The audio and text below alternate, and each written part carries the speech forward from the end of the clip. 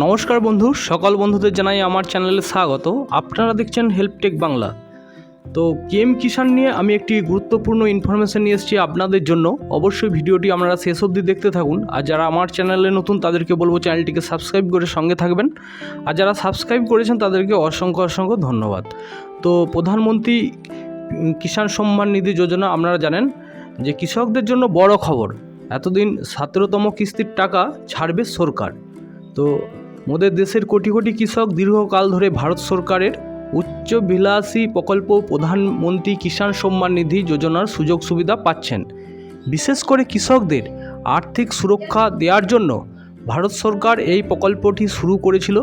এই প্রকল্পে দেশের কৃষকরা বছরে 6,000 টাকা করে সহায়তা পান। আজ দেশের কোটি কোটি কৃষক ভারত সরকারের এই উচ্চবিলাসী প্রকল্পের সুযোগ নিচ্ছেন। পিএম কিষাণ সম্মান নিধি যোজনার কৃষকদের বছরে 6,000 টাকা করে দেওয়া হয়। এই টাকাগুলি প্রতিটি 2,000 টাকার 3টি সমান কিস্তিতে কর দ্বারা প্রদান করা হয়। বিশেষ বিষয় হলো সরকার পিএম কিষাণের টাকা সরাসরি কৃষকদের অ্যাকাউন্টে স্থানান্তর করে। এখন পর্যন্ত কেন্দ্রীয় সরকার পিএম কিষাণের 16তম কিস্তি প্রকাশ করেছে। এখন 17তম কিস্তির অপেক্ষায় কৃষকরা। গত 28শে ফেব্রুয়ারি পিএম কিষাণের 16তম কিস্তি প্রকাশ করেন প্রধানমন্ত্রী নরেন্দ্র মোদী। তখন 9 কোটিরও বেশি কৃষক এই প্রকল্পের সুবিধা নিয়েছিলেন। একই সময়ে প্রায় হয়েছে 21 কোটি টাকার বেশি। তবে এখন কৃষকদের 17তম কিস্তির জন্য বেশি অপেক্ষা করতে হবে না। সূত্রের খবর, জুন বা জুলাই মাসে 17তম কিস্তির টাকা ছাড়তে পারে কেন্দ্রীয় সরকার। তবে সরকারের পক্ষ থেকে এখনও কোনো আনুষ্ঠানিক ঘোষণা করেনি। পিএম কিষাণ যোজনার জন্য কিভাবে রেজিস্ট্রেশন করবেন?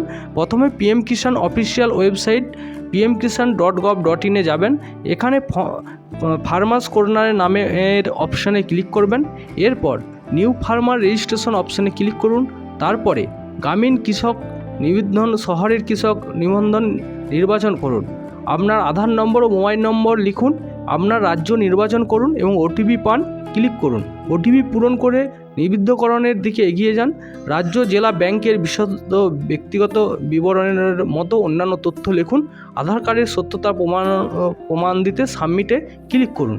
তারপরে আপনাদের কিন্তু রেজিস্ট্রেশন হয়ে যাবে এবং রেজিস্ট্রেশন হয়ে যাওয়ার পর সব ডকুমেন্টস নিয়ে আপনাকে এডিও অফিসে, আপনার যে নিয়ারেস্ট এডিও অফিস আছে সেই এডিও অফিসে কিন্তু ভেরিফিকেশনের জন্য জমা দিয়ে আসতে হবে।